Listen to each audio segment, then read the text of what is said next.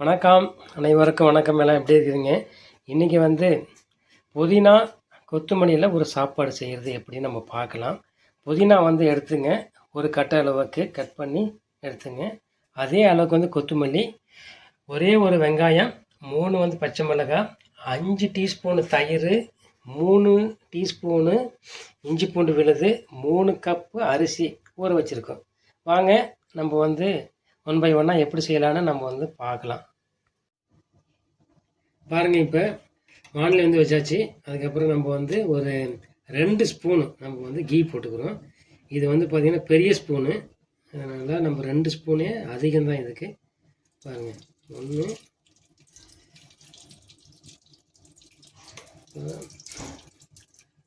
அவ்வளோதாங்க. கீ போட்டாச்சு. இதுக்கப்புறம் நம்ம ஆனியன் போடுறோம்.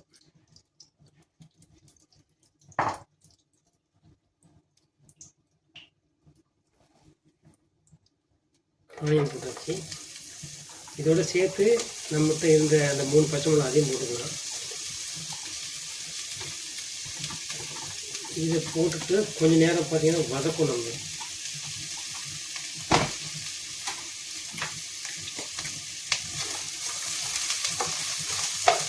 கொஞ்சம் நேரம் வதக்கிட்டு அதுக்கப்புறம் பார்த்தீங்கன்னா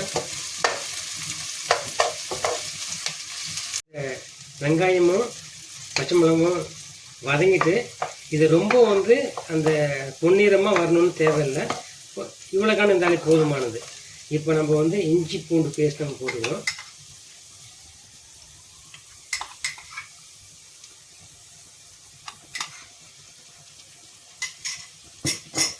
இதையும் போட்டு நம்ம நல்லா வதக்கணும்.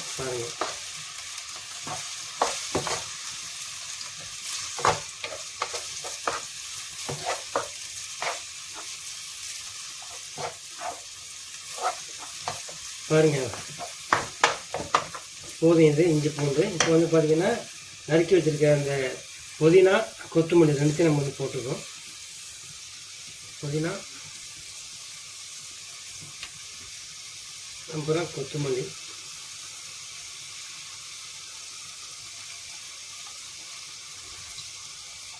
இதையும் போட்டு நன்றாக வதக்க வேண்டும்.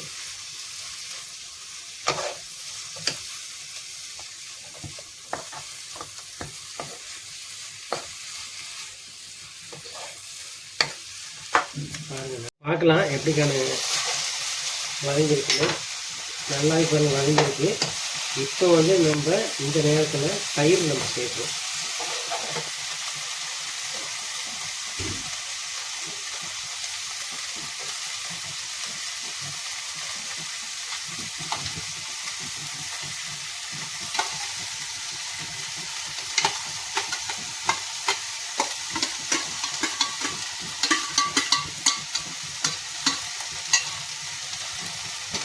பாருங்க, தயிர் சேர்த்தாச்சுங்க. தயிர் சேர்த்துட்டு நம்ம கொஞ்சம் வதக்கலாம். அப்படியே வதக்கிட்டு இருக்க வேண்டியதாங்க. கொஞ்சம் நேரம் கழிச்சு தண்ணி ஊற்றணும்.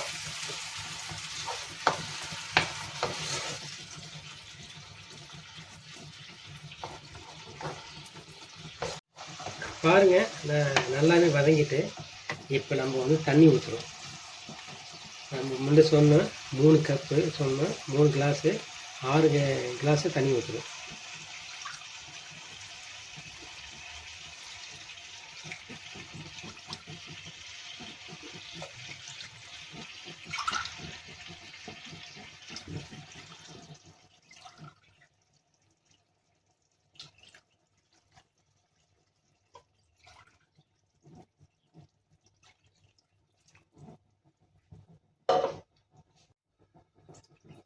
பாருங்க, நமக்கு 3 கிளாஸ் அரிசிக்கு 6 கிளாஸ் தண்ணி ஊற்றியாச்சு.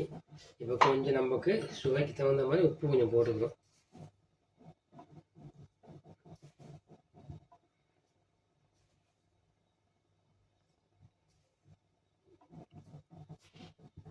உப்பு நம்ம போட்டாச்சு. இப்போ இது கொதிக்கணும். கொஞ்சம் லேசாக ஒரு கிளறிட்டு நம்ம கொதிக்க விட்டுடலாம்.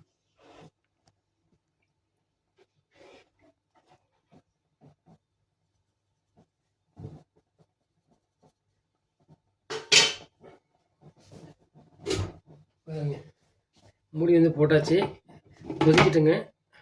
கொதிச்சோடனே நம்ம வந்து ரைஸ் போட்டு அடுத்தது நம்ம வந்து பார்க்க வேண்டியது. இப்போ நம்ம வந்து பார்க்கலாம் கொதிச்சிட்டான்னு. பாருங்கள், நல்லாவே கொதிக்குது. இந்த நேரத்தில் நம்ம வந்து அரிசியை வந்து போட்டுடலாம். பாருங்கள், அரிசியை போட்டுட்டு நம்ம வந்து திரும்ப மூடி போட்டுற வேண்டியதானுங்க.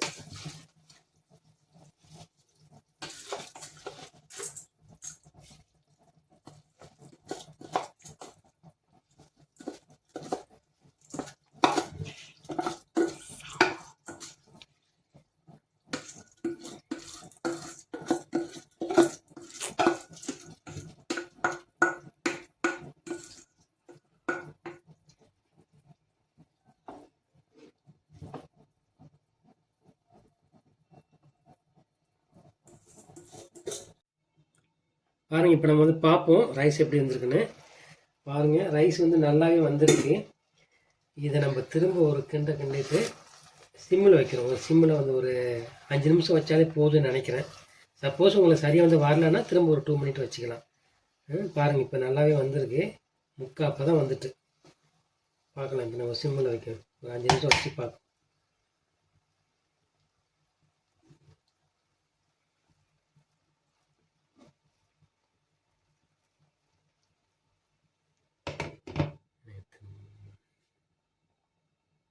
இப்போ நம்ம வந்து பார்த்திங்கன்னா சிம்மில் வைக்கிறோம். சிம்மில் வைக்கிறது பார்த்திங்கன்னா தம் போடுவாங்கள்ல பிரியாணிலாம், அது மாதிரி. இப்போ இங்கே வந்து ஒரு ஹோல் இருக்குது. அதை நம்ம வந்து கவர் பண்ணிட்டா நம்ம தம் எப்படி போடுறோம், அந்த வெயிட்லாம் வைப்பாங்க, அது மாதிரி இருக்கும்.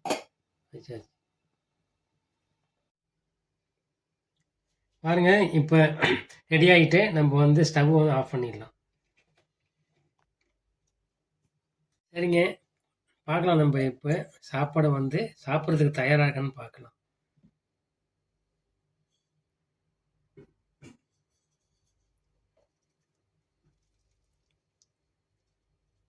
நல்லாவே வந்திருக்கு பாருங்க.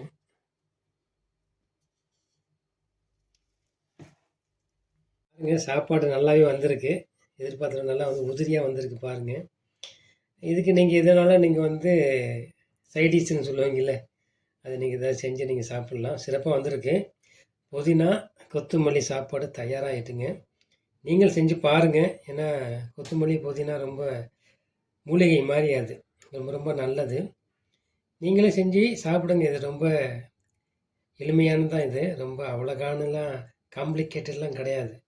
ஏன்னா பூண்டு, இஞ்சி, பச்சை மிளகாய் எல்லாமே நமக்கு பக்கத்துலேயே கிடைக்கும். செஞ்சு வந்து சாப்பிடுங்க. வாழ்க வளமுடன். நன்றி.